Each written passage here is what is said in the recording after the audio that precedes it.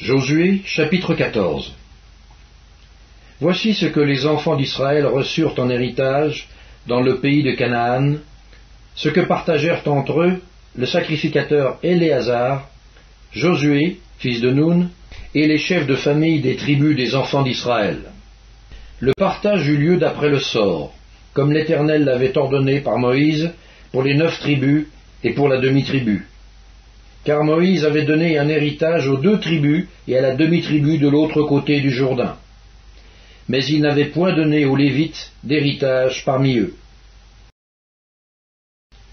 Les fils de Joseph formaient 2 tribus, Manassé et Éphraïm. Et l'on ne donna point de part aux Lévites dans le pays, si ce n'est des villes pour habitation, et les banlieues pour leurs troupeaux et pour leurs biens. Les enfants d'Israël se conformèrent aux ordres que l'Éternel avait donnés à Moïse, et ils partagèrent le pays. Les fils de Juda s'approchèrent de Josué à Gilgal. Et Caleb, fils de Jephuné, le Kénizien, lui dit : Tu sais ce que l'Éternel a déclaré à Moïse, homme de Dieu, au sujet de moi et au sujet de toi, à Kadesh-Barnéa. J'étais âgé de 40 ans lorsque Moïse, serviteur de l'Éternel, m'envoya de Kadesh-Barnéa pour explorer le pays. Et je lui fis un rapport avec droiture de cœur. Mes frères qui étaient montés avec moi découragèrent le peuple. Mais moi, je suivis pleinement la voie de l'Éternel, mon Dieu. Et ce jour-là, Moïse jura en disant : Le pays que ton pied a foulé sera ton héritage à perpétuité, pour toi et pour tes enfants, parce que tu as pleinement suivi la voie de l'Éternel, mon Dieu. Maintenant, voici, l'Éternel m'a fait vivre comme il l'a dit.